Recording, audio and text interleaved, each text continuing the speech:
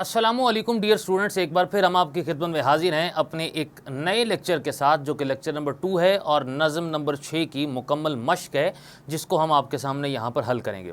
ہمارے آج کے اس لیکچر کے اندر جو پہلا سوال ہے وہ ہے، سید ضمیر جعفری نے نظم کے پہلے شعر میں ماضی اور حال کے آدمی کا کس طرح سے موازنہ کیا ہے، اس کی وضاحت کریں۔ اس کا جواب ہمارے پاس یہ ہے کہ سید ضمیر جعفری نے پرانے دور کے آدمی میں اور موجودہ دور کے آدمی دونوں کے درمیان ایک باقاعدہ اور واضح فرق جو ہے اس کو بیان کیا ہے، اور یہ کہا ہے کہ پرانے دور کا جو آدمی تھا اس کے اندر اخلاقیات بھی تھیں، اور اس کے اندر ہمیشہ اقدار کی وہ پاسداری کیا کرتا تھا، ہمیشہ لوگوں کی دلجوئی کیا کرتا تھا، ہمدردی سے پیش آتا تھا اور سچ بولا کرتا تھا، اور ایک دوسرے کی خاطر دل کے اندر بہت ہی زیادہ خلوص اور پیار اور محبت موجود ہوتا تھا۔ لیکن آج کے دور کے اندر یہ کہا گیا کہ جو موجودہ دور کا جو انسان ہے، یہ مادیت پرستی کے اندر اس قدر پھنس چکا ہے کہ ہمیشہ اسے مال و دولت کی ہوس رہتی ہے، گاڑی بنگلہ اور اس کے ساتھ ساتھ شوہر کا دل دادا رہا ہے، اور یہی وجہ ہے کہ اس نے اعلیٰ اخلاقی اقدار کو کھو دیا ہے، اور جتنی بھی ہمارے پاس ہمدردی، اخوت، مساوات، ایثار اور پیار جیسی جو اقدار تھیں، ان کو ہمیشہ سے فراموش کر چکا ہے۔ پرانے اور آج کے دور کے آدمی کے اندر بنیادی طور پر سید ضمیر جعفری یہ فرق بتاتے ہیں۔ اگلا جو سوال ہمارے پاس ہے وہ یہ ہے کہ اس دنیا میں یوں تو بہت سے لوگ پائے جاتے ہیں، لیکن نظم کے دوسرے شعر میں شاعر نے یہ کہا ہے کہ کلبلاتی اور گھنی بستیوں میں مشکل سے ہی 2-4 آدمی ملتے ہیں، اس سے شاعر کی کیا مراد ہے؟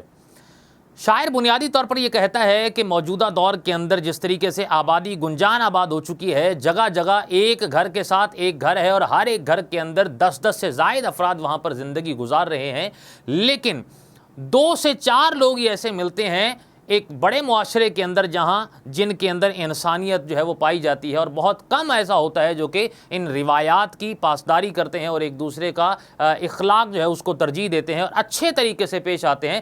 ایسے ملنے ملانے والے افراد کی تعداد 2 سے 4 ہے، اس سے زیادہ نہیں ہو سکتی۔ گویا کہ جو حقیقی آدمی ہے وہ ناپید ہو کر رہ گیا ہے، اور موجودہ معاشرے کے اندر ایسے آدمی کا ملنا بہت ہی زیادہ مشکل ہے۔ سید ضمیر جعفری اس لحاظ سے یہاں پر بات کر رہے ہیں۔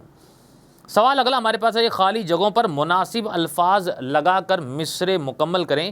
پہلا جو مصرع ہمارے پاس ہے وہ یہ ہے کہ کتنا کامیاب آدمی ہے اور کتنا ڈیش آدمی۔ اس کا جواب ہمارے پاس ہے،